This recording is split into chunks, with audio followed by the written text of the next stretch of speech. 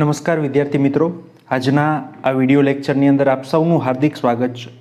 તમને ખ્યાલ છે એ રીતે મિત્રો આપણે આજે ડિરેક્ટ અને ઇનડિરેક્ટ સ્પીચનું સેકન્ડ લેક્ચર ઓનલાઈન ભણી રહ્યા છીએ, અથવા તો સેકન્ડ પાર્ટ કહો. લાસ્ટ લેક્ચરની અંદર આપણે ડિરેક્ટ સ્પીચ અથવા તો ડિરેક્ટ સ્પીચનું જ્યારે ઇનડિરેક્ટમાં ટ્રાન્સફોર્મેશન કરીએ ત્યારે કયા કયા ચેન્જીસ થાય, રિપોર્ટેડ સ્પીચની અંદર કયા કયા ચેન્જીસ થાય અને રિપોર્ટેડ સ્પીચની બહાર જે બોલનાર છે એટલે કે રિપોર્ટર છે, પછી રિપોર્ટિંગ વર્બ છે અને લિસનર છે, એમાં કયા પ્રકારના થોડા ઘણા જે રિપોર્ટિંગ વર્બના ચેન્જીસ આવે અને સાથે સાથે પંક્ચ્યુએશન માર્ક્સના જે ચેન્જીસ આવે, મતલબ કે આપણે કોમા અને ઇન્વર્ટેડ કોમા કાઢી અને વિધાન વાક્ય હોય તો આપણે ધેટ વડે જોડીએ, પ્રશ્નાર્થ વાક્ય હોય તો આપણે ઇફ અથવા વેધર વડે જોડીએ, અને WH ક્વેશ્ચન સાથેનું પ્રશ્નાર્થ વાક્ય હોય તો આપણે જે તે WH ક્વેશ્ચનને પોતાને સંયોજક બનાવીને કઈ રીતે વાક્ય જોડીએ, આ બધી બેઝિક બાબતોની ચર્ચા કરી હતી. અને બે પ્રકારના સેન્ટેન્સીસ આપણે પહેલા પાર્ટની અંદર જોયા હતા. સૌથી પહેલાં તો આપણે જોયા હતા એસર્ટિવ સેન્ટેન્સ, જેને આપણે વિધાન વાક્ય કહીએ છીએ, બરોબર છે. Assertive sentence can be affirmative or negative, એ હકાર પણ હોઈ શકે અને નકાર પણ હોઈ શકે, એટલે વિધાન વાક્ય જોયા હતા એસર્ટિવ સેન્ટેન્સ. પછી આપણે બે પ્રકારના ઇન્ટ્રોગેટિવ સેન્ટેન્સ જોયા હતા. મેં હમણાં જ વાત કરી કે ઇન્ટ્રોગેટિવ સેન્ટેન્સ છે, you can divide interrogative sentence into two categories. બે કેટેગરીઝમાં તમે વિભાજિત કરી શકો. એક તો સહાયકારક ક્રિયાપદથી શરૂ થતા પ્રશ્ન વાક્ય અને બીજા WH ક્વેશ્ચનથી શરૂ થતા પ્રશ્ન વાક્ય. હવે મિત્રો, આજે આપણે છેલ્લા બે પ્રકારના સેન્ટેન્સ ટાઈપ્સની વાત કરવાની છે. પહેલા તો વાત કરશું ઇમ્પેરેટિવ સેન્ટેન્સની. ઇમ્પેરેટિવ સેન્ટેન્સ એટલે શું, જેને ગુજરાતીમાં આપણે કહીએ છીએ આજ્ઞાર્થ વાક્ય. અને પછી આપણે વાત કરશું એક્સક્લેમેટરી સેન્ટેન્સની. એક્સક્લેમેટરી સેન્ટેન્સ એટલે શું, તો કે ઉદ્ગાર વાક્ય. આજના લેક્ચરમાં આપણે આ બે પ્રકારની વાત કરશું અને એના પછીના ઇનડિરેક્ટ સ્પીચના લાસ્ટ લેક્ચરની અંદર આપણે વાત કરશું કે how to transform a paragraph into indirect speech. જે ડિરેક્ટ સ્પીચનો પેરેગ્રાફ છે એનું ટ્રાન્સફોર્મેશન, અત્યાર સુધી આપણે સેન્ટેન્સીસનું ટ્રાન્સફોર્મેશન શીખીએ છીએ. પેરેગ્રાફનું ટ્રાન્સફોર્મેશન બિલકુલ સરળ છે, એકદમ સરળ, કારણ કે અલ્ટિમેટલી છે એ પેરેગ્રાફ સેન્ટેન્સીસનો જ બનેલો હોય છે. તો આવતા લેક્ચરની અંદર આપણે આખા પેરેગ્રાફને કઈ રીતે ઇનડિરેક્ટ સ્પીચમાં ટ્રાન્સફોર્મ કરવો એની આપણે ચર્ચા કરશું. તો ચલો શરૂ કરીએ. અને આજે આપણે વાત કરી ઇમ્પેરેટિવ સેન્ટેન્સ અને એક્સક્લેમેટરી સેન્ટેન્સની. ફરી એકવાર હું અહીંયા અટકું છું. હું એટલા માટે અટકું છું કે જો તમારું લાસ્ટ લેક્ચર જે છે એ ક્લિયર ન થયો હોય તો આ લેક્ચરમાં એન્ટર ન થાવ. મતલબ કે લાસ્ટ લેક્ચર એટલે કે તમે જે એસર્ટિવ સેન્ટેન્સ અને ઇન્ટ્રોગેટિવ સેન્ટેન્સ છે, વિધાન વાક્ય અને પ્રશ્નાર્થ વાક્ય, જો એ તમને બિલકુલ એટલે બિલકુલ સરસ રીતે સમજાઈ ગયા હોય તો જ આ લેક્ચર આગળ વધો.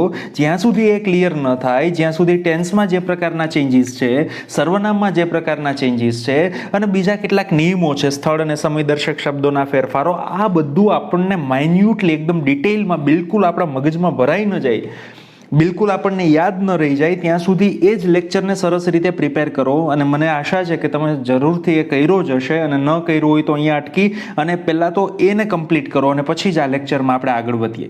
તો ચલો શરૂ કરીએ અને આજે વાત કરીએ ઇમ્પેરેટિવ સેન્ટેન્સની. તો ઇમ્પેરેટિવ સેન્ટેન્સ એટલે શું, જેને ગુજરાતીમાં આપણે કહીએ છીએ આજ્ઞાર્થ વાક્ય. હવે આપણે એટલું આ ઇમ્પેરેટિવ સેન્ટેન્સ છે એનું એટલું મિસકન્સેપ્શન બનાવી લીધું છે. આપણે આજ્ઞાર્થ વાક્ય એવું સમજીએ, એટલે હું ગમે તેને પૂછું કે ભાઈ ઇમ્પેરેટિવ સેન્ટેન્સ કોને કહેવાય, તો મોટા ભાગના સ્ટુડન્ટ્સનો એક જ જવાબ હોય કે જે આજ્ઞા દર્શાવતું હોય એ વાક્યને આજ્ઞાર્થ વાક્ય કહેવાય. That is not wrong at all. એ બિલકુલ ખોટું નથી પણ બિલકુલ સાચું પણ નથી. તો આજ્ઞાર્થ વાક્ય માત્ર આજ્ઞા જ દર્શાવે નહીં, આજ્ઞાર્થ વાક્ય બીજી 1000 બાબત દર્શાવે. તો આજ્ઞાર્થ વાક્ય કઈ રીતે ઓળખવું, તમને કેમ ખબર પડે કે આ વાક્ય આજ્ઞાર્થ વાક્ય છે? ચાલો ઇનડિરેક્ટ સ્પીચની અંદર ડિરેક્ટ સ્પીચમાં એક વાક્ય આવ્યું, હવે એનું ઇનડિરેક્ટ કરવાનું છે, તો આપણને કઈ રીતે ખબર પડે કે આ ઇમ્પેરેટિવ સેન્ટેન્સ છે ને કઈ રીતે આપણે એનું ટ્રાન્સફોર્મ કરી શકીએ? તો ટ્રાન્સફોર્મ કરવાનું જ શીખવાનું જ, પણ કઈ રીતે ખબર પડે? તો તમને મેં આની પહેલાં પણ કહ્યું જ છે અને હજી એ કહું છું કે આજ્ઞાર્થ વાક્ય કઈ રીતે ખબર પડે, તો કે જે વાક્ય મુખ્ય ક્રિયાપદથી શરૂ થતું હોય ને એ વાક્યને આજ્ઞાર્થ વાક્ય કહેવાય. દાખલા તરીકે તમે ક્લાસમાં વાત કરતા હો, તોફાન કરતા હો, પણ આમ ધ્યાન ન રાખતા હો, તો તમારા સર કે ટીચર કે વોટેવર જે પણ છે, હુએવર જે પણ છે, એ તમને એમ કે get out of my class, મારા ક્લાસમાંથી બહાર નીકળી જાઓ. તો ગેટથી વાક્ય શરૂ થયું. ગેટ શું છે, તો કે મુખ્ય ક્રિયાપદ છે. તો કેવું વાક્ય થયું? આજ્ઞાર્થ વાક્ય થયું. કઈ રીતે ખબર પડી? તો કે મુખ્ય ક્રિયાપદથી શરૂ થયું એટલા માટે. બરોબર. તમને એમ કે કીપ સાયલેન્સ, ભાઈ શાંતિ રાખો, તો કીપથી વાક્ય શરૂ થયું. તો કેવું વાક્ય થયું? આજ્ઞાર્થ વાક્ય છે. કેમ ખબર પડી? તો કે મુખ્ય ક્રિયાપદથી શરૂ થતું છે એટલા માટે. તો ફરીથી તમારી નોટની અંદર લખી લો, તમારા લીથાની અંદર લખી લો, કે જે પણ છે એમાં લખી લો. શું લખવાનું છે? આજ્ઞાર્થ વાક્ય કોને કહેવાય? તો કે જે વાક્ય મુખ્ય ક્રિયાપદથી શરૂ થતું હોય એ વાક્યને આપણે આજ્ઞાર્થ વાક્ય કહીશું. આજ્ઞાર્થ વાક્યને ઇંગ્લિશમાં આપણે શું કહીએ છીએ? Imperative sentence. તો મેં તમને કહ્યું કે આજ્ઞાર્થ વાક્ય માત્ર આજ્ઞા જ ન દર્શાવે, આજ્ઞા દર્શાવે પણ એ સિવાયની બીજી કેટલી બધી બાબતો દર્શાવે.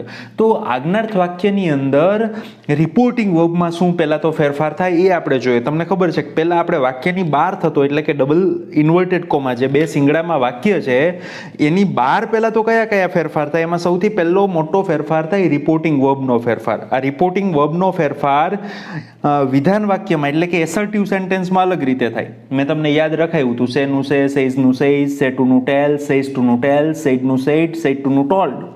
બરોબર છે. તો આ તમને યાદ રહ્યું હશે. પછી પ્રશ્નાર્થ વાક્યમાં આપણે શું કરતા? તો કે આસ્ક્ડ અથવા તો ઇન્ક્વાયર્ડ કરતા. હવે અહીંયા શું કરવાનું છે? અહીંયા નક્કી નથી કે આનું આ જ કરવાનું છે, પણ અહીંયા તમારે જે બે શિંગડામાં જે વાક્ય છે, મતલબ કે ડબલ ઇન્વર્ટેડ કોમામાં જે સેન્ટેન્સ છે એનો ભાવ સમજવાનો છે. એ કયો ભાવ દર્શાવે છે? એ ભાવ જે ભાવ દર્શાવતું હોય એ પ્રકારનું આપણે રિપોર્ટિંગ વર્બ વાપરવાનું છે. જો હવે તમારી સામે એક ટેબલ છે, જો તમને જે વાક્ય આપ્યું છે રિપોર્ટેડ સ્પીચ, જે વાક્ય છે મતલબ કે બોલનારનું જે વાક્ય છે એમાં પ્રોત્સાહનનો ભાવ હોય તો આપણે કયું રિપોર્ટિંગ વાપરવાનું છે? એન્કરેજ્ડ. જો એમાં વિનંતીનો ભાવ હોય તો શું કહેશું? રિક્વેસ્ટેડ. જો એમાં સલાહનો ભાવ હોય તો શું કહેશું? એડવાઇઝડ. જો એમાં હુકમ હોય તો આપણે શું કહેશું? ઓર્ડર્ડ. એમાં લશ્કરી આદેશ હોય તો શું કહેશું? કમાન્ડેડ. એમાં સૂચન હોય તો શું કહેશું? સજેસ્ટેડ. પછી ચેતવણી હોય તો શું કહેશું? વોર્ન્ડ. વોર્ન, આર છે એ સાયલેન્ટ છે, આપણે વોર્ન બોલીએ છીએ. આજીજી હોય, આજીજી એટલે વિનંતી પ્રકારનું, તો આપણે બેગ્ડ કહેશું. પછી સૂચન હવે નથી, સૂચના છે. સૂચના હોય તો એને શું કહેવાય? ઇન્સ્ટ્રક્ટેડ. બરોબર છે. સૂચન અને સૂચનામાં ડિફરન્સ છે. બરોબર. સૂચના છે, દાખલા તરીકે ક્લાસમાં આવીને તમને કહે છે કોઈ તમારા સર કે ટીચર કે ભાઈ આ પ્રમાણે કામ કરો, તો દેટ ઇઝ સૂચના. એ ઇન્સ્ટ્રક્શન્સ છે, યુ મસ્ટ ફોલો ધેમ. તમારે એને ફોલો કરવી જ જોઈએ. અને સૂચન છે એ તમે ફોલો કરો ન પણ કરો. પછી ધમકી, ધમકી હોય તો શું કહેવું? થ્રેટન. અસ્પષ્ટ ભાવ, કંઈ ખબર ન પડે, આપણને કંઈ સમજ જ ન આવે કે આ શું કહેવા માંગે, તો આસ્ક્ડ અથવા ટોલ્ડ લખી શકાય. ફરી એકવાર જુઓ, પ્રોત્સાહનનો ભાવ હોય તો શું કહેશું? એન્કરેજ્ડ. વિનંતીનો ભાવ હોય તો શું કહેશું? રિક્વેસ્ટેડ. સલાહ હોય તો એડવાઇઝડ. હુકમ હોય તો ઓર્ડર્ડ. લશ્કરી આદેશ હોય તો કમાન્ડેડ. સૂચન હોય તો સજેસ્ટેડ. ચેતવણી હોય તો વોર્ન્ડ. આજીજી હોય તો બેગ્ડ. સૂચના હોય, મેં તમને કીધું સૂચન અને સૂચના વચ્ચેનો ડિફરન્સ શું છે.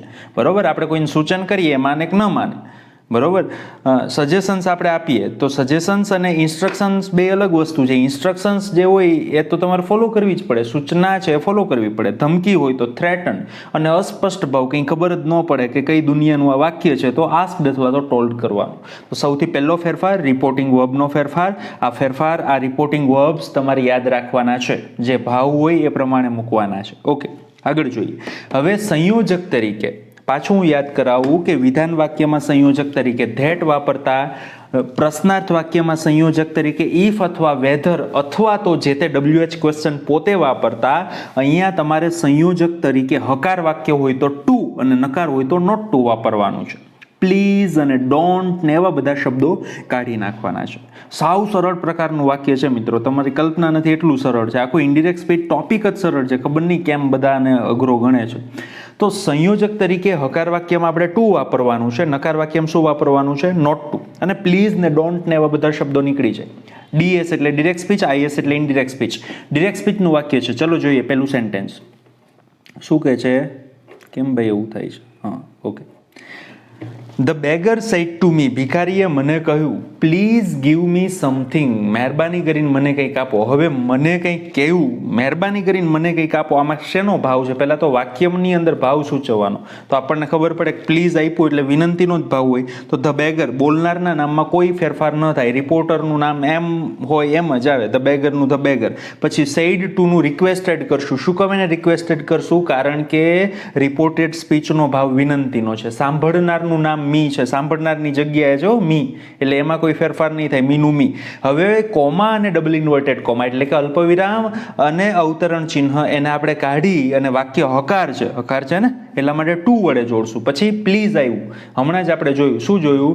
તો કે આપણે આ કાઢી નાખવાનું છે પ્લીઝ ને ડોન્ટ એવા શબ્દો. પ્લીઝ કાઢી નાખ્યું, ગીવનું ગીવ. પછી વાત આવી મીની. આ મી છે વાક્યની અંદર છે. મી કયા પુરુષનું સર્વનામ છે? પ્રથમ પુરુષનું સર્વનામ છે. પ્રથમ પુરુષનો ફેરફાર બોલનાર પ્રમાણે થાય. બોલનાર કોણ છે? ધ બેગર, ભિખારી. ભિખારી પુરુષ પણ હોઈ શકે અને સ્ત્રી પણ હોઈ શકે, એટલે અહીંયા હિમ લખો તો પણ ચાલે અને હર લખો તો પણ ચાલે. સમથિંગનું સમથિંગ, પૂર્ણવિરામ. ઓકે, તમને સમજાઈ ગયું હશે. The doctor said to patient take care of your health. ડોક્ટરે પેશન્ટને કહ્યું તમારી હેલ્થની કાળજી રાખજો. ધ ડોક્ટરનું ધ ડોક્ટર. હવે ડોક્ટર એમ કે તમારી હેલ્થની કાળજી રાખજો, તો આ શું છે ભાઈ? આપણને સૂચના આપે છે, આપણને સલાહ આપે છે, એડવાઇસ આપે છે. એ પ્રમાણે આપણે કરીએ નહીં કરીએ. તો સેડ ટુનું શું કર્યું આપણે? એડવાઇઝડ. ધ પેશન્ટનું ધ પેશન્ટ. વાક્ય હકાર છે એટલે કોમા ઇન્વર્ટેડ કોમા નીકળી. વાક્ય કેના વડે જોડાયું? ટુ વડે. ટેક કેરનું ટેક કેર, ઓફનું ઓફ. Your health. યોર કયા પુરુષનું સર્વનામ છે? બીજા પુરુષનું. બીજા પુરુષનું સર્વનામ હોય તો ફેરફાર કોના પ્રમાણે થાય? બોલો. સાંભળનાર પ્રમાણે. સાંભળનાર કોણ છે? The patient. તો ધ પેશન્ટ એ પુરુષ પણ હોઈ શકે ને સ્ત્રી પણ હોઈ શકે, તો આપણે પુરુષવાચક ગણ્યું એટલે હિઝ હેલ્થ. અને અહીંયા પેશન્ટને સ્ત્રીવાચક ગણો તો હર હેલ્થ લખો તો પણ ખોટું નથી જ. Principal sad to the peon don't ring the bell before 5 PM. પ્રિન્સિપાલે પ્યુનને કહ્યું કે ભાઈ 5 વાગ્યા પહેલા બેલ ન મારતો. તો આ શેનો? વિનંતીનો ભાવ છે. પ્રિન્સિપાલ વિનંતી કરે છે? નહીં, હુકમ કરે છે. ઓર્ડરનો ભાવ છે. તો ધ પ્રિન્સિપાલનું ધ પ્રિન્સિપાલ, સેડ ટુનું ઓર્ડર, ધ પ્યુનનું ધ પ્યુન. ડોન્ટ વાક્ય કેવું છે ભાઈ? નકાર છે. નકાર વાક્ય કેનાથી જોડાય? Not two. ડોન્ટ નીકળી ગયું. Ring the bell before 5 PM નું ring the bell before 5 PM, કોઈ જ ફેરફાર નહીં, પૂર્ણ વિરામ. The general said to the soldiers. General છે લશ્કરની અંદર એક હોદ્દો છે, જેવી રીતે કમાન્ડર શું કહેવાય, લેફ્ટનન્ટ છે, મેજર છે, એવી રીતે જનરલ છે. The general said to the soldiers fire. જનરલે સૈનિકોને કહ્યું, શું કહ્યું? કે ફાયર કરો ભાઈ. તો શેનો ભાવ છે? તો કે લશ્કરી આદેશનો ભાવ છે. તો જનરલ કમાન્ડેડ ધ સોલ્જર્સ, વાક્ય હકાર છે એટલા માટે ટુ થી જોડાયું, ટુ ફાયર. બિલકુલ નાનું વાક્ય છે. The teacher said to the pupils sit down. ટીચરે પ્યુપિલ્સને કહ્યું બેસી જાઓ.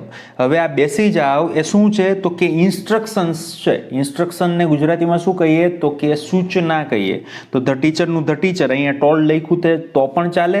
હકીકતમાં શું આપણે લખવું જોઈએ? શું લખવું જોઈએ? સૂચના હોય તો શું કહેવાય? Instructed. The teacher instructed the pupils. Told લખો તો ખોટું તો નથી જ. The teacher instructed the pupils, વાક્ય હકાર છે એટલે કેના વડે જોડાયું? Two sit down. તો ભાઈ સાવ સરળ છે. શું સરળ છે? તો કે ઇન્ટ્રોગેટિવ સેન્ટેન્સ. ઇન્ટ્રોગેટિવ શું આપણે કયા સેન્ટેન્સ ભેળા? ઇમ્પેરેટિવ સેન્ટેન્સ, આજ્ઞાર્થ વાક્ય. તો આજ્ઞાર્થ વાક્ય શું કર્યું આપણે? તો કે આજ્ઞાર્થ વાક્યમાં માત્ર 3 જ બાબત યાદ રાખવાની છે. સૌથી પહેલાં તો રિપોર્ટિંગ વર્બ. રિપોર્ટિંગ વર્બ વાક્યના ભાવને આધારે આપણે મૂકવાનું છે.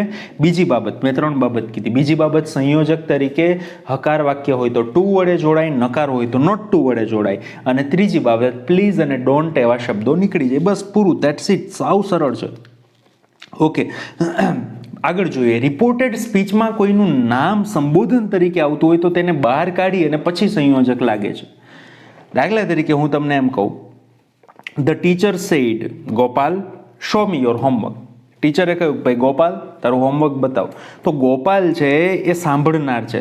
તો હવે અહીંયા તો ક્યાં આપ્યું છે? તો કે અહીંયા તો એને રિપોર્ટેડ સ્પીચમાં આપ્યું છે. તો શું કરવાનું? તો કે એ નામ છે એ નામને ઉપાડી અને તમારે ક્યાં મૂકવાનું? તો કે સાંભળનારની જગ્યાએ. સાંભળનારની જગ્યા ક્યાં હોય? તો કે રિપોર્ટિંગ વર્બ પછી હોય. તો ધ ટીચરનું ધ ટીચર, સેડનું શું? હવે ગોપાલ તારું હોમવર્ક બતાવ. તો આ શેનો ભાવ છે? આ પણ ઇન્સ્ટ્રક્શનનો ભાવ છે, સૂચનાનો ભાવ છે. તો ધ ટીચર ઇન્સ્ટ્રક્ટેડ એવું લખો તો પણ ચાલે અને આસ્ક લખો તો પણ ચાલે.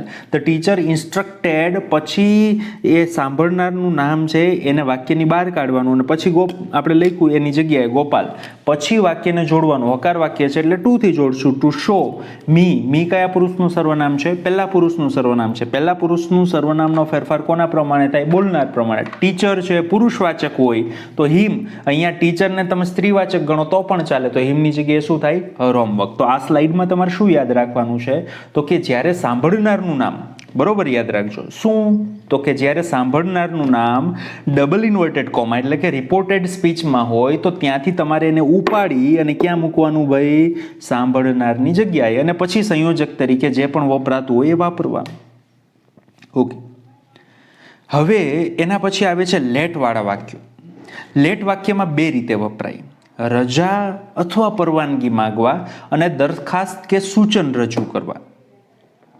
લેટ બે રીતે વપરાય, બરોબર સમજો. પહેલા તો રજા અથવા પરવાનગી માંગવા. આપણે એમ કહીએ કે લેટ મી ગો, મને જવા દો. તો આ શું કર્યું? તો કે રજા અથવા પરવાનગી માંગી. બીજું દરખાસ્ત કે સૂચન કરવા. દાખલા તરીકે late us go for a picnic, ચાલો આપણે પિકનિક માટે જાય. તો મેં દરખાસ્ત રજૂ કરી, ચાલો આપણે પિકનિક માટે જાય. અથવા તો મેં સૂચન કર્યું. તો લેટવાળું વાક્ય હોય એ રજા અથવા પરવાનગી માગે.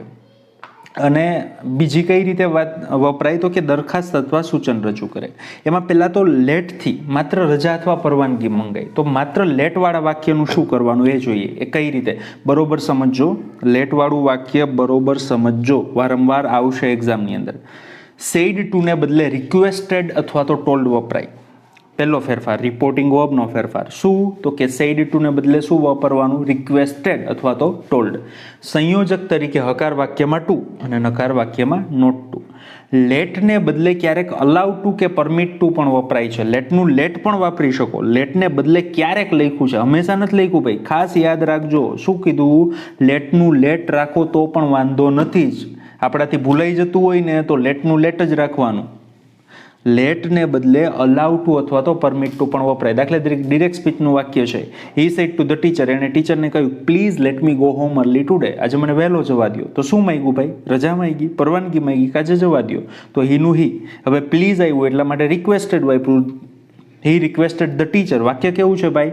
વાક્ય હકાર છે, તો કેનાથી જોડશું? ટુ થી જોડશું. પછી પ્લીઝ, પ્લીઝ રહેશે કે નહીં રહે? નહીં રહે. આગળ આપણે જોઈ લીધું કે પ્લીઝ ને ડોન્ટ ને એવું કાઢી નાખવાનું, તો પ્લીઝ કાઢી નાખ્યું. લેટનું લેટ એમ નમ રાખ્યું છો, છે કે નહીં? પછી વાપર્યું છે મી. મી કયા પુરુષનું સર્વનામ છે? પહેલા પુરુષનું સર્વનામ છે. પહેલા પુરુષનો સર્વનામનો ફેરફાર કોના પ્રમાણે થાય? બોલનાર પ્રમાણે. બોલનાર કોણ છે? જોવું જોઈએ. હી છે, તો તેને એવું કહેવા માટે હિમ વપરાણું. હીની જગ્યાએ શી હોત તો હિમને બદલે શું વપરાણું હોત? હર. ગોનું ગો, હોમનું હોમ, અર્લીનું અર્લી. ટુડેનું શું થઈ જાય? ધેટ ડે, પૂર્ણવિરામ. તો લેટનું લેટ રાખ્યું. બીજું વાક્ય જો, my friend said to my father let him stay with me for one day more. મારા મિત્રએ મારા પપ્પાને કહ્યું કે એને મારી સાથે હજી એક દિવસ રહેવા દો. તો માય ફ્રેન્ડનું માય ફ્રેન્ડ, સેડ ટુનું ટોલ્ડ. એને બદલે તમે શું વાપરી શકો? રિક્વેસ્ટેડ પણ વાપરી શકો. આપણે ટોલ્ડ વાપર્યું. માય ફાધરનું my father, comma inverted comma નીકળી. વાક્ય કેના વડે જોડાયું? ટુ વડે. પછી છે લેટ હિમ. હિમ છે કયા પુરુષનું સર્વનામ છે? ત્રીજા પુરુષનું. ત્રીજા પુરુષના સર્વનામમાં ફેરફાર થતો નથી. પહેલા પુરુષનું સર્વનામ હોય તો કોના પ્રમાણે ફેરફાર થાય? બોલો બોલો બોલો. પહેલા પુરુષ પ્રમાણે.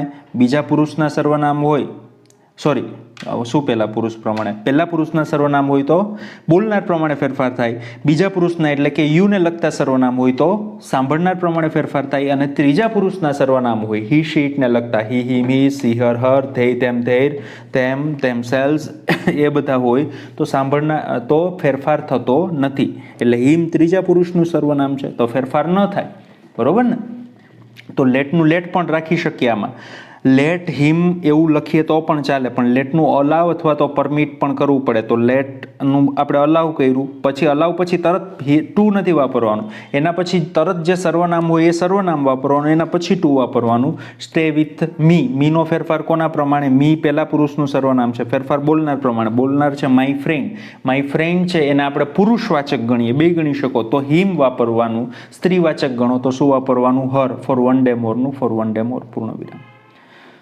ફરીથી તમને જરૂર લાગે તો આને રિપીટ કરજો લેટવાળા વાક્યોને. પાછું યાદ કરાવું, લેટવાળા વાક્યો, માત્ર લેટવાળા વાક્યોની વાત કરું છું. લેટ્સવાળા હવે પછી આવશે. લેટ અસ અથવા તો લેટ્સવાળા. લેટવાળા માત્ર લેટવાળા વાક્યો છે. રજા અથવા પરવાનગી માંગતા હોય એમાં શું કરવાનું? સેડ ટુનું તમારે રિક્વેસ્ટેડ અથવા તો ટોલ્ડ કરવાનું. સંયોજક તરીકે શું કરવાનું? તો કે હકાર વાક્ય હોય તો ટુ, નકાર હોય તો નોટ ટુ. પ્લીઝ ને ડોન્ટ ને આવા બધા શબ્દો કાઢી નાખવાના. લેટનું લેટ રાખવાનું અથવા તો અલાઉ ટુ કે પરમિટ ટુ કરી શકો, પણ હું તમને સલાહ આપું છું કે તમારે કંઈ નથી કરવાનું. માત્ર લેટ હોય તો લેટનું લેટ રાખવાનું. તમે કંઈક કરશો તો કદાચ ભૂલ થવાની શક્યતા રહે. આપણે નથી કરવું. ઓકે, હવે આપણે જોઈએ લેટ્સવાળા વાક્ય. લેટ્સ વાળા વાક્ય દરખાસ્ત કે સેચન નથી ભાઈ, સૂચન રજૂ કરતા વાક્યો હોય. લેટ્સ વાળા વાક્યો દરખાસ્ત રજૂ કરે અથવા તો સૂચન રજૂ કરે. બરોબર છે. હું એમ કહું કે let's go for a picnic, ચાલો આપણે પિકનિક માટે જઈએ, તો આ દરખાસ્ત છે અથવા સૂચન છે કે ચાલો આપણે આમ કરીએ. તો સેડ ટુ ને બદલે આપણે પ્રપોઝડ ટુ, કારણ કે તમે પ્રપોઝલ મૂકી ચાલો આપણે આમ કરીએ, તો સેડ ટુ ને બદલે પ્રપોઝડ ટુ અથવા તો સજેસ્ટેડ ટુ મુકાય. સંયોજક તરીકે શું વપરાય? ધેટ વપરાય. યાદ રાખજો ભાઈ, સંયોજક તરીકે બદલે છે. વિધાન વાક્યમાં ધેટ હતું, પાછું લેટ્સ વાળા વાક્યોમાં પણ શું વપરાય છે? ધેટ.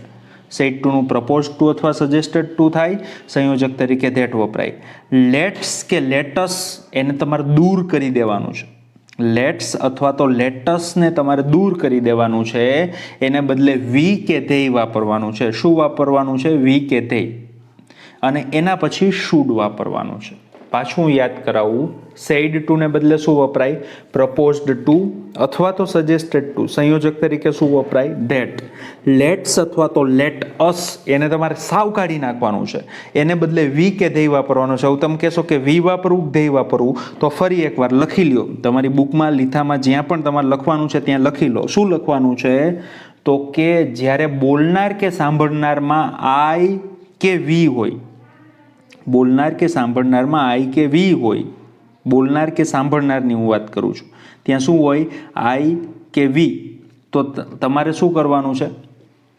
તો લેટ્સના બદલે તમારે વી વાપરવાનું છે. અને એ સિવાયના સર્વનામ હોય તો શું વાપરવાનું છે? ધેય વાપરવાનું છે. બોલનાર કે સાંભળનારમાં આઈ કે મી હોય તો શું વાપરવાનું છે? વી. અને બાકી શું વાપરવાનું છે? ધેય. અને એના પછી શું વાપરવાનું છે? શુડ. પેલું વાક્ય છે, the student said to the teacher, વિદ્યાર્થીએ શિક્ષકને કહ્યું, let us go for a picnic, ચાલો આપણે પિકનિક માટે જઈએ. તો ધ સ્ટુડન્ટ છે, સોરી સ્ટુડન્ટ્સ નથી, ધ સ્ટુડન્ટનું ધ સ્ટુડન્ટ. સેડ ટુનું શું થાય? પ્રપોઝડ ટુ અથવા તો સજેસ્ટેડ ટુ. ધ ટીચરનું ધ ટીચર. હવે વાક્ય કેનાથી જોડાશે? ધેટ વડે. લેટ નીકળી જશે ભાઈ, લેટ નીકળી જશે. લેટના બદલે શું વાપરવાનું? વી કે ધેય. હવે જુઓ, બોલનાર કે સાંભળનારમાં આઈ કે મી છે? નથી. તો શું વાપરશું આપણે? ધેય. લેટ કાઢ્યું, ધેય વાપર્યું. લેટ અસની જગ્યાએ શું વાપર્યું? ધેય. પછી શું વાપરવાનું? અનિવાર્યપણે શુડ તો વાપરવાનું. તમે વી વાપરો કે ધેય વાપરો, એના પછી શુડ તો આવે, તો ધેય શુડ. ગોનું ગો, ફોરનું ફોર, અનું અ, પિકનિકનું પિકનિક. પૂરું. My friend said to me, બોલનાર કે સાંભળનારમાં મી, આઈ કે મી આવ્યું. My friend said to me, let's learn computer, ચાલો આપણે કમ્પ્યુટર શીખીએ. તો માય ફ્રેન્ડનું માય ફ્રેન્ડ, સેડ ટુનું સજેસ્ટેડ કરો અથવા તો પ્રપોઝડ ટુ કરો અથવા સજેસ્ટેડ ટુ. મીનું મી, કોમા ઇન્વર્ટેડ કોમા નીકળી, વાક્ય ધેટ વડે જોડાયું. પછી લેટ્સ નીકળી જાય અથવા તો લેટ અસ નીકળી જાય, એને બદલે શું વાપરશું? વી કે ધેયમાં શું વાપરશું? બોલો. આ બોલનાર કે સાંભળનારમાં આઈ કે મી છે? હા, તો કે છે, તો શું વાપરશું? તો કે વી વાપરશું. એના પછી અચૂકપણે શું આવે? તો કે શુડ. લર્નનું લર્ન, કમ્પ્યુટરનું કમ્પ્યુટર. ઓકે. તો આ લેટ્સ વાળા વાક્ય, લેટ વાળા વાક્ય છે એ રજા અથવા પરવાનગી માંગે. લેટ્સ અથવા તો લેટ અસ બંને સરખું જ છે, એ વાક્યો દરખાસ્ત અથવા સૂચન રજૂ કરે. લેટ્સ વાળા વાક્યોમાં સેડ ટુ ને બદલે પ્રપોઝ ટુ અથવા તો સજેસ્ટેડ ટુ કહેવાય, સંયોજક તરીકે ધેટ વપરાય. લેટ્સ અથવા તો લેટસને કાઢી નાખવાનું, એના બદલે વી કે ધેય વાપરવાનું. વી ક્યારે વપરાય? બોલનાર કે સાંભળનારમાં આઈ કે મી હોય તો વી વાપરવાનું, બાકી બધી જગ્યાએ ધેય વાપરવાનું. અને વી વાપરો કે ધેય, એના પછી તરત શું વપરાય? શુડ વપરાય. તો અહીંયા આપણા ઇમ્પેરેટિવ સેન્ટેન્સ એટલે કે આજ્ઞાર્થ વાક્ય પૂરા થાય છે. આજ્ઞાર્થ વાક્ય, લેટવાળા વાક્ય અને લેટ્સવાળા વાક્ય. આમાં ક્યાંય પણ તમને શંકા લાગે, ક્યાંય પણ ન સમજાણું હોય એવું લાગે તો વિડીયોને પોઝ કરો, જુઓ, પોઝ કરો, જુઓ. તમારા બધા સોલ્યુશન આ વિડીયોની અંદર તમને મળી જ જશે. એક પણ બાબત હું એવી રાખીશ નહીં કે તમારા મનમાં શંકા રહે. તમે ધ્યાનપૂર્વક આ વિડીયોને જોશો તો જરૂરથી આવડશે. મેં તમને કીધું કે વિડીયો લેક્ચર છે, પિક્ચર કે વેબ સિરીઝ કે સિરિયલ જોતા હોય એમ ન જોવાય, બરોબર છે? પોપકોર્નનું આમ મોટો પોપકોર્નનો વાટકો લઈને પગ ઉપર પગ ચડાવીને બેસી એવી રીતે વિડીયો લેક્ચર ન જોવાય. વિડીયો લેક્ચર છે આપણે ક્લાસમાં કઈ રીતે એક્ટિવ લર્નિંગ કરતા હોય. એક્ટિવ લર્નિંગ એટલે શું? તો કે નોટ અને પેન લઈને બેસો, તમે જરૂર પડે ત્યાં તમે નોટ ડાઉન કરો, તરત જ પોઝ કરો અને જુઓ, બરોબર? તો આમાં તો એડવાન્ટેજ છે.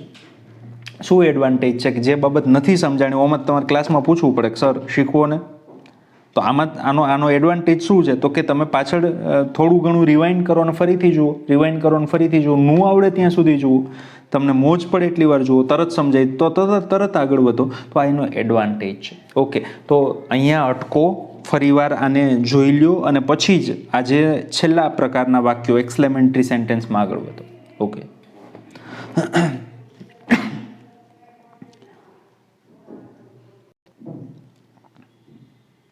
એના પછીના વાક્યો જેને આપણે ઉદ્ગાર વાક્ય કહીએ છીએ, એની પાછળ ઉદ્ગાર ચિહ્ન હોય છે, અને અથવા તો આપણે ઇંગ્લિશમાં એને એક્સક્લેમેટરી સેન્ટેન્સ કહીએ છીએ. છેલ્લા ચોથા અને છેલ્લા પ્રકારના વાક્યો છે. બરોબર. હવે આની અંદર પણ રિપોર્ટિંગ વર્બ અલગ અલગ આવે છે. દાખલા તરીકે એ વાક્યનો તમારે કેમ ઇમ્પેરેટિવ સેન્ટેન્સમાં તમે વાક્યનો ભાવ સમજતા, આજ્ઞાનો ભાવ હોય તો અલગ આવે, પછી આજીજીનો ભાવ હોય તો અલગ આવે, વિનંતી હોય તો અલગ આવે, લશ્કરી આદેશ હોય તો અલગ આવે. તો એવી રીતે આની અંદર પણ અલગ અલગ આવે છે. હવે ઉદ્ગાર વાક્ય એમાં ખુશીનો ભાવ હોય તો શું આવે? એક્સક્લેમ્ડ, આગળ એક્સક્લેમ્ડ એવું ઉમેરવું પડશે. એક્સક્લેમ્ડ વિથ જોય, અથવા તો ખુશીનો ભાવ હોય તો એક્સક્લેમ્ડ વિથ ડિલાઇટ, અથવા તો એક્સક્લેમ્ડ વિથ પ્લેઝર. પછી દુઃખનો ભાવ હોય તો એક્સક્લેમ્ડ વિથ સોરો, અથવા તો એક્સક્લેમ્ડ વિથ સેડનેસ, અથવા તો એક્સક્લેમ્ડ વિથ રિગ્રેટ. રિગ્રેટ એટલે પસ્તાવો થવો. પ્રેમનો ભાવ હોય તો એક્સક્લેમ્ડ વિથ લવ, ગુસ્સાનો ભાવ હોય તો એક્સક્લેમ્ડ વિથ એંગર, ટીકાનો ભાવ હોય તો એક્સક્લેમ્ડ વિથ રિમાર્ક, વખાણનો ભાવ હોય તો એક્સક્લેમ્ડ વિથ પ્રેઇઝ, અથવા તો એક્સક્લેમ્ડ વિથ એડમાઇરેશન, અથવા તો એક્સક્લેમ્ડ વિથ એપ્રિશિએશન. આશ્ચર્યનો ભાવ હોય તો એક્સક્લેમ્ડ વિથ સરપ્રાઇઝ, અથવા તો એક્સક્લેમ્ડ વિથ વન્ડર. ધૃણાનો ભાવ હોય તો એક્સક્લેમ્ડ વિથ હેટ્રેડ, અથવા તો એક્સક્લેમ્ડ વિથ ડિસગસ્ટ. પાછું એક કહું છું, ખુશીનો ભાવ હોય તો એક્સક્લેમ વિથ જોય, અથવા તો એક્સક્લેમ વિથ ડિલાઇટ, અથવા તો એક્સક્લેમ વિથ પ્લેઝર. દુઃખનો ભાવ હોય તો એક્સક્લેમ્ડ વિથ સોરો, અથવા તો એક્સક્લેમ્ડ વિથ સેડનેસ, અથવા તો એક્સક્લેમ્ડ વિથ રિગ્રેટ. પ્રેમનો ભાવ હોય તો એક્સક્લેમ વિથ લવ, ગુસ્સાનો ભાવ હોય તો એક્સક્લેમ વિથ એંગર, ટીકાનો ભાવ હોય તો એક્સક્લેમ્ડ વિથ રિમાર્ક, વખાણનો ભાવ હોય તો એક્સક્લેમ વિથ પ્રેઇઝ, અથવા તો એક્સક્લેમ વિથ એડમાઇરેશન, અથવા તો એક્સક્લેમ વિથ એપ્રિશિએશન. આશ્ચર્ય હોય તો એક્સક્લેમ વિથ સરપ્રાઇઝ, અથવા તો એક્સક્લેમ વિથ વન્ડર. અને ધૃણા હોય તો એક્સક્લેમ વિથ હેટ્રેડ, અથવા તો એક્સક્લેમ વિથ ડિસ્ગસ્ટ. આગળ જોઈએ, સેડ ટુ ને બદલે એક્સક્લેમ્ડ વપરાય, એટલે જ આપણે એક્સક્લેમ વિથ કહ્યું. સંયોજક તરીકે ધેટ વપરાય છે. ભાઈ પાછું યાદ રાખજો, સંયોજક તરીકે શું વપરાય? ધેટ વપરાય. ઉદ્ગાર વાક્યનું વિધાન વાક્યમાં રૂપાંતરણ થાય. ઉદ્ગાર વાક્ય હોય એનું શું થઈ જાય? વિધાન વાક્યમાં રૂપાંતરણ.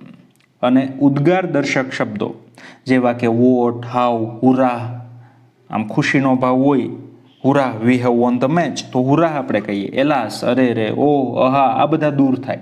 હવે આ બધા છે ઉત્કટતા દર્શાવતા શબ્દો છે. એને દૂર કરો તો વાક્યમાંથી એ ભાવ જતો રહીએ. એટલા માટે શું કરવાનું? તો કે એ શબ્દોને તો દૂર કરી દેવાના, પણ વાક્યમાં એ જ ભાવ જળવાઈ રહે એના માટે વેરી, અથવા તો રિયલી, અથવા તો ઇનડીડ, આ ત્રણમાંથી કોઈ એક શબ્દ વાપરવાનો. ફરી એકવાર કહું, સેડ ટુ ને બદલે એક્સક્લેમ્ડ વપરાય, સંયોજક તરીકે ધેટ વપરાય, ઉદ્ગાર વાક્યનું કેવું થઈ જાય? વિધાન વાક્ય થઈ જાય. અને ઉત્કટતા દર્શાવતા શબ્દ હોય એ બધા નીકળી જાય અને એને બદલે વેરી અથવા રિયલી અથવા ઇનડીડ વપરાય. Maya said what a beautiful flower it is. માયાએ કહ્યું કેટલું સુંદર ફૂલ છે. ભાઈ આમાં માયા સેડનું સેડ ભલે રહ્યું, પણ હું તમને એમ કહું કે આમાં એકચ્યુઅલ બી શું લખવું જોઈએ આદર્શ રીતે આપણે? તો કે કેટલું સુંદર ફૂલ છે. આ વાક્યનો ભાવ જુઓ, વિચારો, તમે વિચારો, અડધી સેકન્ડ વિચારો, શેનો ભાવ લાગ્યો તમને? વિચારો. વિચાર્યું? વખાણનો ભાવ છે. તો શું લખવું જોઈએ આપણે? તો કે માયા એક્સક્લેમ્ડ વિથ એડમાઇરેશન, અથવા તો માયા એક્સક્લેમ્ડ વિથ એપ્રિશિએશન. બરોબર. હજી કંઈક હતું ને, એક્સક્લેમ વિથ પ્રેઇઝ, તો માયા એક્સક્લેમ વિથ પ્રેઇઝ કંઈ પણ લખી શકો. માયા સાઈડ કંઈ ન ખબર પડે સાઈડનું સાઈડ રાખવાનું, પણ આપણે લખીએ. શું લખશું આમાં? સુધારશું આપણે. Maya exclaim with admiration, comma inverted comma કાઢી વાક્ય ધેટ વડે જોડશું. What a beautiful flower it is. હવે તમારે શું કરવાનું છે કે તો કે વોટ ને હાઉ ને આવા બધા શબ્દો આપણે કાઢી નાખવાના છે. આપણે ઉપર જ લખ્યું, જો વોટ, હાઉ, હુરા, હેલાસ એ નીકળી જાય. અ બ્યુટીફુલ ફ્લાવર ઇટ ઇઝ. હવે આ વિધાન વાક્ય છે, તો વિધાન વાક્યમાં સૌથી પહેલાં તો આપણે શું કરશું? તો કે ઇટ ઇઝમાંથી ઇટને આગળ લાવશું. ઇટ ત્રીજા પુરુષનું સર્વનામ છે, એમાં કોઈ ફેરફાર ન થાય, એટલે ઇટનું ઇઝ, ઇટનું ઇટ જ રહ્યું. પછી વાત આવી ઇઝની, ઇઝને આગળ લાવશું કારણ કે વિધાન વાક્ય બનાવવાનું છે. તો આપણે આગળ ભણ્યા એમિઝારનું શું થઈ જાય? વોઝ કે વેર, તો ઇટ સાથે વોઝ વપરાણું. પછી વેરી અથવા તો રિયલી અથવા તો ઇનડીડ કંઈ પણ વાપરશું. આપણે વેરી વાપરું બ્યુટીફુલ ફ્લાવરનું બ્યુટીફુલ ફ્લાવર છેલ્લે એક્સક્લેમેશન માર્ક ઉદ્ગાર ચિહ્ન કાઢી અને પૂર્ણ વિરામ વાપરી દેવાનું. પૂરું, સાવ સહેલું. The teacher said to Raju, ટીચરે રાજુને કહ્યું કે હાઉ ઇન્ટેલિજન્ટ યુ આર, કેટલો બુદ્ધિશાળી છે તું. શેનો ભાવ છે ભાઈ, શેનો ભાવ છે કયો જોઈએ? પાછો વખાણનો ભાવ છે. તો ધ ટીચરનું ધ ટીચર, પછી વખાણ છે એટલા માટે the teacher exclaimed with admiration, અથવા તો એવું કરો તો પણ ચાલે, the teacher exclaimed to Raju with admiration, એવું કરો તો પણ ચાલે, અને એમ કરો પણ ચાલે તો પણ ચાલે કે the teacher exclaimed with admiration to Raju. તો આપણે એમ કરીએ the teacher exclaimed to Raju with admiration અથવા તો with praise, comma inverted comma નીકળી, વાક્ય ધેટ વડે જોડાયું. હાવ ઇન્ટેલિજન્ટ યુ આર, આ વાક્યમાંથી હાવ નીકળી જાય કારણ કે વિધાન બનાવવાનું છે. યુ આર માંથી યુ આગળ લેવું છું, તો યુ આગળ લઈએ. યુ કયા પુરુષનું સર્વનામ? બીજા પુરુષનું સર્વનામ. બીજા પુરુષના સર્વનામનો ફેરફાર કોના પ્રમાણે થાય ભાઈ? સાંભળનાર પ્રમાણે. સાંભળનાર કોણ છે? રાજુ. રાજુ પુરુષ છે એટલા માટે હી. પછી વાત આવી આરની, એમિઝારનું શું થાય? વોઝ કે વેર, તો હી સાથે વોઝ હાવ કાઢી નાખ્યું એટલા માટે વેરી વાપરું વેરી ઇન્ટેલિજન્ટ. તો સિમ્પલ બાબત છે. સેડ ટુનું એક્સક્લેમ્ડ થાય સંયોજક તરીકે ધેટ, ઉદ્ગાર વાક્યનું વિધાન થઈ જાય. વોટ ને હાવ ને હુર્રા ને એલાસ ને ઓ ને આવા બધા શબ્દો દૂર કરી અને વેરી અથવા રિયલી અથવા ઇન્ડીડ વપરાય. આગળ જોઈએ. જો કર્તા ને ક્રિયાપદ ન હોય તો આપણે જાતે મૂકવા પડે. ખાસ કરીને પેરેગ્રાફ આપણે આખો કરવાનો હોય તો ઘણીવાર એવું થશે કે કર્તા અથવા ક્રિયાપદ હશે નહીં તો કોને મૂકવાના? હું નહીં મૂકવા આવું, તમારે જાતે મૂકવાના. પેલું વાક્ય છે he said what a good news. What good news એવું ન હોય, શું ઉમેરવું પડે આમાં? કયો જોઈએ? What a good news. તો હી એક, હવે કેટલા સારા સમાચાર છે, તો સરપ્રાઇઝનો ભાવ છે, તો he exclaimed with surprise that, that વડે જોડાયું. પછી ગુડ ન્યૂઝ, એના માટે હી શી ઇટમાંથી શું વાપરશું? It was really good news, તો આપણે ઇટ વોઝ ઉમેર્યું કારણ કે એમાં કર્તા અને ક્રિયાપદ નથી તો આપણે ઉમેર્યા. બરોબર છે. તો આવી રીતે જ્યારે ન હોય ત્યારે ઉમેરવાના. અમુક ઉદ્ગાર શબ્દોની સાથે કાળ પ્રમાણેના વાક્યો હોય તો આગળ શીખ્યા પ્રમાણે કાળમાં ફેરફાર થાય તો થાય જ. દાખલા તરીકે જુઓ, the player said hurrah we have won the match. પ્લેયર્સે કહ્યું કે અરે રે અમે તો મેચ જીતી ગયા. તો શેનો ભાવ છે? આનંદનો ભાવ છે. તો the players exclaim with joy અથવા તો the players exclaim with joy. પછી બીજું શું હતું? ત્રણ બાબત હતી, ડિલાઇટ અને pleasure. The poet exclaim with delight અથવા તો ધ પોએટ નહીં, the players exclaim with delight અથવા તો the players exclaim with pleasure, comma inverted comma નીકળી, વાક્ય ધેટ વડે જોડાયું. Hurrah we have won the match, તો હુરા નીકળી ગયું. બરોબર છે. પછી વીનો ફેરફાર કોના પ્રમાણે થાય? તો કે બોલનાર પ્રમાણે. બોલનાર પ્લેયર્સ ચેક કરતાં વધારે એટલા માટે શું વાપર્યું? ધેય. પછી હેવ આવ્યું, હેવેઝનું શું કરવાનું? હેડ. વોન ધ મેચનું વોન ધ મેચ, ઉદ્ગાર ચિહ્ન નીકળી ગયું, પૂર્ણ વિરામ, પૂરું. કાળનો ફેરફાર જે પ્રમાણે હોય એ પ્રમાણે થાય જ. રૂપા સેડ ટુ કૃપા, રૂપાએ કૃપાને કહ્યું alas we have missed the bus, અરે રે અમે બસ ચૂકી ગયા, ગામમાં જવું હતું ને બસ ચૂકાઈ ગઈ, શું કરવું ગયો?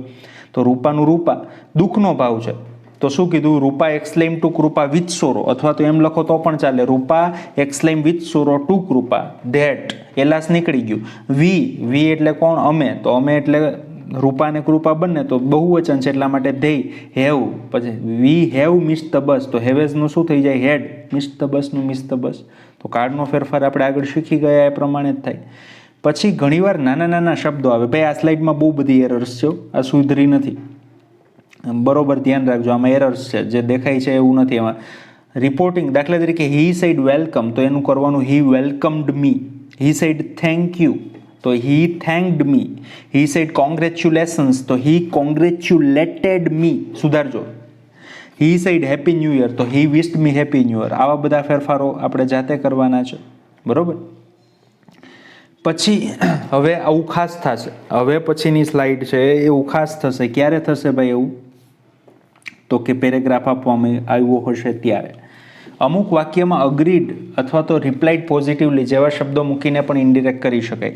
દાખલા તરીકે તમને કોઈ પ્રશ્ન પૂછે ને જવાબમાં તમે માત્ર યસ આપો અથવા જવાબમાં માત્ર નો આપો, તો યસ અને નો ખાલી એટલું હોય તો એનું તો આપણે ઇન્ડિરેક્ટમાં આખું વાક્ય બનાવવું પડે. તો કઈ રીતે બને? દાખલા તરીકે ડિરેક્ટ સ્પીચનું વાક્ય છે, he said to Hina will you come on a picnic.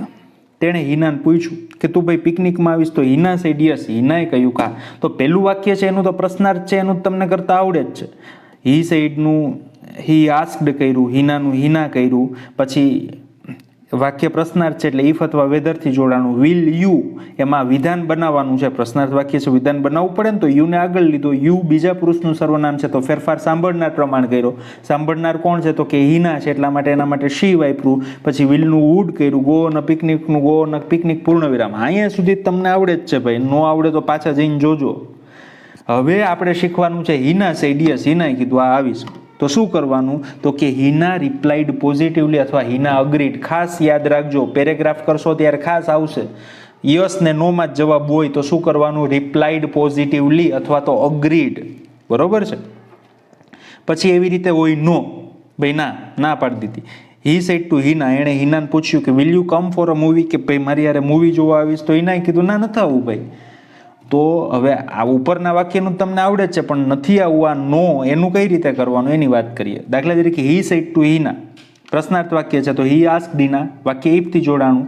Will you, એમાં યુને આગળ લેશું, યુનો ફેરફાર સાંભળનાર પ્રમાણે. હિના છોકરી છે એટલે શી. વિલનું વુડ, ગો ફોર અ મૂવીનું ગો ફોર અ મૂવી, પ્રશ્નાર્થ ચિહ્ન નીકળી ગયો, પૂર્ણ વિરામ.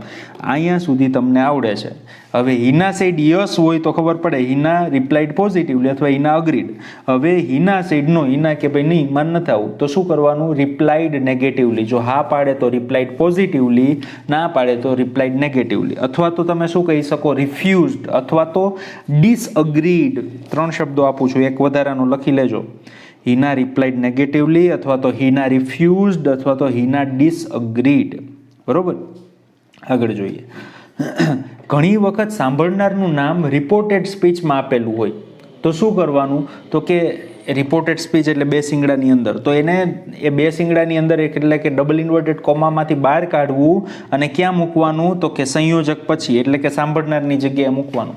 ધ ટીચર સેડ, ટીચરે કહ્યું કે why are you late today Vaishali, કે વૈશાલી આજે મોડી કેમ આવી. તો આ વૈશાલીને ત્યાંથી ઉપાડીને ક્યાં મૂકવાની તો કે સેડ પછી મૂકવાની. ક્યારે, ઇનડિરેક્ટ સ્પીચ કરો ત્યારે.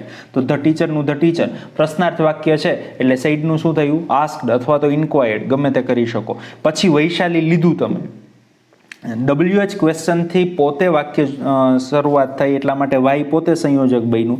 આર યુ એમાં કોને આગળ લાવશું, યુને, કારણ કે વિધાન બનાવું છું. યુ બીજા પુરુષનું સર્વનામ છે, ફેરફાર કોના પ્રમાણે થાય, સાંભળનાર પ્રમાણે. સાંભળનાર કોણ છે ભાઈ, વૈશાલી. તો વૈશાલી છોકરી છે એટલા માટે શી વપરાણું. વૈશાલીને બદલે વિશાલ હોત તો અહીંયા શું વપરાત, હી.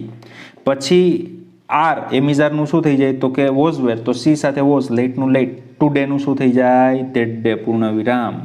શું શીખા તો કે રિપોર્ટેડ સ્પીચની અંદર સાંભળનારનું નામ હોય તો એ રિપોર્ટેડ સ્પીચમાંથી એને બહાર કાઢી અને લિસનરની જગ્યાએ એટલે કે રિપોર્ટિંગ વર્બ પછી મૂકવાનું. આગળ ઘણી વખત હવે ખાસ ધ્યાન રાખજો, પેરેગ્રાફની કેટલીક બાબતો છે, પેરેગ્રાફમાં ધ્યાન રાખવાની કેટલીક બાબતો છે. ઘણી વખત રિપોર્ટેડ સ્પીચથી ચાલુ થયું હોય અને રિપોર્ટેડ અને રિપોર્ટિંગ વર્બ વાક્યમાં છેલ્લે આપેલું હોય તો ઇનડિરેક્ટ સ્પીચ કરતી વખતે રિપોર્ટર અને રિપોર્ટિંગ વર્બ આગળ લઈ લેવા. હવે ઘણીવાર શું થયું હોય ખબર છે, જો પેલું વાક્ય જો એટલે તમને સમજાઈ જશે. આઈ am all right sad Suresh અથવા તો સુરેશ સેડ. તો બોલનારનું નામ અને બોલનારનું ક્રિયાપદ અથવા તો સાંભળનાર હોય તો સાંભળનાર એ વાક્યના છેડે છે, તો આનું ઇનડિરેક્ટ કરો ત્યારે સુરેશને ત્યાંથી લઈ અને ક્યાં એ મૂકવાનું આગળ. તો કે I am all right now Suresh said. તો સુરેશ સેડનું સેડ, ધેટનું ધેટ. વાક્યમાં હવે શું કર્યું તો કે આપણે રિપોર્ટર છે અને લિસનર હોય તો લિસનર એને આગળ લેવાના, બરોબર છે. તો સુરેશ સેડ ધેટ. આઈનો ફેરફાર કોના પ્રમાણે થાય કયો જોઈએ, આઈનો ફેરફાર આઈ પહેલા પુરુષનું નામ છે, ફેરફાર બોલનાર પ્રમાણે થાય. બોલનાર કોણ છે, સુરેશ, તો પુરુષવાચક છે એટલા માટે હી. એમિઝારનું વોઝ વેર એટલે હી સાથે વોઝ વપરાયું. ઓલ રાઇટનું ઓલ રાઇટ, નામનું શું થઈ ગયું then. Don't drive vehicle so fast said the policeman. આ don't drive the vehicle so fast અને ડબલ ઇન્વર્ટેડ કોમા મૂકવાનું છે. ભાઈ આટલી ફાસ્ટ વ્હીકલ નો ચલાવતો, આ ઓર્ડર પણ છે અને વોર્ન ચેતવણી પણ છે. તો સેડ ધ પોલીસમેન, પાછળ છે પોલીસમેન, તો એ પોલીસમેનને ક્યાં મૂકવાનું? વાક્યની શરૂઆતમાં, બરોબર? તો આ સ્લાઇડમાં સાવ સહેલું જ છે, આગળ શીખી ગયા એ પ્રમાણે જ ફેરફાર છે, પણ શું યાદ રાખવાનું છે તો કે જ્યારે રિપોર્ટર અને રિપોર્ટિંગ વર્બ પાછળ હોય તો ઇન્ડિરેક્ટ કરો ત્યારે આગળ લઈ લેવાનું. તો પોલીસમેનનું પોલીસમેન. હવે ડોન્ટ, વાક્યની શરૂઆત મુખ્ય ક્રિયાપદથી થઈ ભાઈ. કેવું વાક્ય છે? ઇમ્પેરેટિવ સેન્ટેન્સ, આજ્ઞાર્થ વાક્ય. પાછું યાદ કરાવું છું, આજ્ઞાર્થ વાક્ય કઈ રીતે ઓળખાય તો કે આજ્ઞાર્થ વાક્યની શરૂઆત કેનાથી થાય? મુખ્ય ક્રિયાપદથી. તો ઓર્ડર અથવા વોન, વાક્ય નકાર છે એટલે નોટ ટુ થી જોડાનું, ડોન્ટ નીકળી ગયું. Drive vehicle so fast. Have you ever visited a book fair? C asked Rahul. એણે રાહુલને પૂછ્યું ક્યારેય બુક ફેરની મુલાકાત લીધી? તો સી આસ્ક્ડ રાહુલ. આગળ વહી જશે. વાક્ય છે એમાં પ્રશ્નાર્થ વાક્ય છે એટલે સંયોજક તરીકે ઇફ અથવા વેધર વપરાય. ઇફ, હેવ યુ એમાંથી વિધાન બનાવવાનું છે એટલે યુને આગળ લેશું. યુ બીજા પુરુષનું સર્વનામ છે, ફેરફાર સાંભળનાર પ્રમાણે થાય. સાંભળનાર પુરુષ રાહુલ છે એટલા માટે હી. હેવેઝનું had. Ever visited a book ફેરનું ever visited a book fair. Full stop. છેલ્લું વાક્ય, વોટ અ પ્લીઝન્ટ ઇવનિંગ, કે કેટલી સરસ મજાની સાંજ છે. Says Nisha to her friends, પ્રશ્નાર્થ ચિહ્નથી પૂર્ણ વિરામ છે. કેટલી સરસ મજાની સાંજ છે, શેનો ભાવ છે ભાઈ? વખાણનો ભાવ છે. તો Nisha exclaim to her friend with joy, અથવા તો આનંદનો ભાવ પણ છે અને વખાણ પણ છે. વિથ પ્રેઇઝ, બેમાંથી ગમે તે કરી શકો. કોમા ઇન્વર્ટેડ કોમા નીકળી, વાક્ય ધેટ વડે જોડાયું. વોટ અ પ્લીઝન્ટ ઇવનિંગ, તો આમાં કરતા નથી તો કરતા તરીકે પ્લીઝન્ટ ઇવનિંગ માટે ઇટ વાપરશું. It was a very pleasant evening. તો 100 વાતની એક વાત. શું? તો કે જ્યારે રિપોર્ટેડ સ્પીચ પછી રિપોર્ટર અને રિપોર્ટિંગ વર્બ હોય તો ઇન્ડિરેક્ટ કરો તો જેમ કરતા હતા એમ જ કરવાનું છે. ખાસ કરીને પેરેગ્રાફમાં બહુ થશે તો શરૂઆત તો રિપોર્ટરથી જ થાય, બોલનારનું નામ આવે, પછી બોલનારનું જે ક્રિયાપદ, એમાં જે ફેરફાર હોય, સાંભળનાર હોય તો સાંભળનાર, પછી સંયોજક અને પછીનું વાક્ય, બરોબર? ઓકે. છેલ્લી સ્લાઇડ બહુ અગત્યની છે, ખાસ ધ્યાનથી જોજો. જો રિપોર્ટેડ સ્પીચમાં એક કરતાં વધારે વાક્ય આપેલા હોય તો ઇન્ડિરેક્ટ સ્પીચ કરતી વખતે યોગ્ય સંયોજકથી જોડવા પડે. પેલું વાક્ય છે, don't try to be over smart. Umesh, I know you very well. Said madam. મેડમે કહ્યું કે ભાઈ ઓવર સ્માર્ટ થામાં, હું તને સારી રીતે ઓળખું છું. તો બે વાક્ય છે આમાં. પેલું વાક્ય છે don't try to be over smart અને બીજું વાક્ય છે આઈ નો વેરી વેલ. બરોબર? તો મેડમ આસ્ક્ડ ઉમેશ, મેં તમને કીધું કે સાંભળનારનું નામ છે એ વાક્યની અંદર હોય તો એને રિપોર્ટિંગ વર્બ પછી લાવવાનું. તો મેડમ આસ્ક્ડ ઉમેશ. હવે પેલું વાક્ય છે એ ડોન્ટ થી શરૂ થયું. કેવું વાક્ય છે? આજ્ઞાર્થ વાક્ય છે. આજ્ઞાર્થ વાક્ય કેનાથી જોડાય? હકાર હોય તો ટુ થી, નકાર હોય તો નોટ ટુ થી. Not to try to be over smart. હવે બીજું વાક્ય છે, જ્યારે બીજું વાક્ય વિધાન હોય તો કેનાથી જોડાય? એન્ડ સેડ ધેટ, એનાથી. લખી લેજો. બીજું વાક્ય વિધાન હોય તો એન્ડ સેડ ધેટ, આમ તો આના પછી છે જ, અથવા તો એન્ડ એડેડ ધેટ, અથવા તો એન્ડ ફર્ધર સેડ ધેટ, ગમે તેના જ જોડી શકો. તો આપણે લઈ ખાસ યાદ રાખજો, એવો થશે. And said that I know you very well. એનું શું કરશું? આઈ નો ફેરફાર, આઈ પહેલા પુરુષનું સર્વનામ છે, ફેરફાર કોના પ્રમાણે થાય? બોલનાર પ્રમાણે. તો મેડમ સ્ત્રી છે એટલા માટે શું કર્યું? સી. પછી નો છે ક્રિયાપદનું મૂળ રૂપ એટલે કયો કાળ? સાદો વર્તમાન કાળ. સાદા વર્તમાન કાળનો કયો કાળ થાય? સાદો ભૂતકાળ. એટલે નોનું ભૂતકાળનું રૂપ knew. You, I know you. You બીજા પુરુષનું સર્વનામ છે, ફેરફાર સાંભળનાર પ્રમાણે. સાંભળનાર ઉમેશ પુરુષવાચક છે એટલે તેને એવું કહેવા માટે હિમ. એને જગ્યાએ કોઈ સ્ત્રી હોત ઉમેશની જગ્યાએ તો શું વાપરવું પડત? હર. Very વેલનું very well. તો આખું વાક્ય તમને કરતા આવડે છે, આપણે ભણી ગયા છીએ. પણ મારો કહેવાનો મતલબ શું છે તો કે જ્યારે એક જ વાક્યની અંદર બે વાક્ય આપ્યા હોય અને વિધાન વાક્ય આપેલું હોય, બીજું વાક્ય વિધાન હોય, પેલું ગમે તે હોય, બીજું જ્યારે વિધાન હોય ત્યારે બીજું વાક્ય જોડવા માટે, જો અહીંયા લખ્યું છે, બીજું વાક્ય વિધાન હોય તો કેનાથી જોડાય? કાં તો એન્ડ એડેડ ધેટ લખવું પડે, અથવા તો એન્ડ ફર્ધર સેડ ધેટ લખવું પડે, અથવા તો એન્ડ એક્સપ્લેન્ડ ધેટ લખવું પડે. જ્યારે બીજું વાક્ય પ્રશ્નાર્થ હોય તો શું કહેવાય? તો કે એન્ડ આસ્ક્ડ ઇફ. ઇફ ન હોય તો જે તે WH ક્વેશ્ચન. જ્યારે બીજું વાક્ય હોય આજ્ઞાર્થ હોય તો કે એન્ડ ઓર્ડર્ડ ટુ અથવા નોટ ટુ, જે પણ ભાવ હોય ઓર્ડર્ડની જગ્યાએ. And requested two. ઉદ્ગાર હોય તો એન્ડ એક્સક્લેમ્ડ ધેટ. ખાસ યાદ રાખજો શું કહું છું. જ્યારે બીજું વાક્ય વિધાન હોય તો એન્ડ એડેડ ધેટ, અથવા તો એન્ડ ફર્ધર સેડ ધેટ, અથવા તો એન્ડ એક્સપ્લેન્ડ ધેટ. બીજું વાક્ય પ્રશ્નાર્થ હોય તો એન્ડ આસ્ક્ડ ઇફ અથવા તો જે પણ WH ક્વેશ્ચન હોય. બીજું વાક્ય આજ્ઞાર્થ હોય તો એન્ડ ઓર્ડર્ડ ટુ, અથવા તો જે પણ ભાવ હોય. બીજું વાક્ય ઉદ્ગાર હોય તો એન્ડ એક્સક્લેમ્ડ ધેટ, અથવા તો જે પણ ભાવ હોય એ ભાવ. ઓકે, તો અહીંયા ઇન્ડિરેક્ટ સ્પીચના 4 પ્રકારના વાક્યો આપણા પૂરા થાય છે. ઇન્ડિરેક્ટ સ્પીચના 4 પ્રકારના વાક્યો પૂરા થાય છે. 2 લેક્ચર સરસ મજાની સારામાં સારી રીતે સમજી લેજો, યાદ રાખી લેજો. હવે આપણે આવતા લેક્ચરમાં સીધા પેરેગ્રાફની પ્રેક્ટિસ કરવાના છીએ. ફરીને કહું છું, જે ન સમજાણું હોય એ વારંવાર રિવાઇઝ કરજો. અહીંયા સુધીનું એકદમ ક્લિયર થઈ જવું જોઈએ. સાવ સરળ ભાષામાં જેટલું શક્ય બને એટલું સરળ થઈને મેં સમજાવ્યું છે. આપણે જેટલા માર્ક્સ હોય એમાંથી અડધો માર્ક્સ પણ ઇન્ડિરેક્ટ સ્પીચનો જવા નથી દેવો. એવી સરસ રીતે તૈયારી કરવી છે. તો જ્યાં જરૂર પડે ત્યાં ફરીવાર જોજો. બરોબર, આવતા લેક્ચરમાં આપણે ફરી મળીએ છીએ અને હવે જ્યારે મળશું ત્યારે આ બધી બાબતો યાદ હોવી જોઈએ. આપણે સીધી પેરેગ્રાફની પ્રેક્ટિસ ઉપર જશું. મને આશા છે કે આ સરસ રીતે તમે સમજ્યા હશો. નહીં સમજાવો તો ફરીવાર જઈને જોજો. અને બીજું ખાસ અગત્યનું કે જેમણે આપણી આ જે ચેનલ છે એને સબસ્ક્રાઈબ નથી કરી તો સબસ્ક્રાઈબ કરજો, જેથી કરીને ભવિષ્યની અંદર જે પણ વિડીયો મુકાય એ તમને લિંક મળે કે ન મળે સીધું નોટિફિકેશન મળે. એટલે પ્લીઝ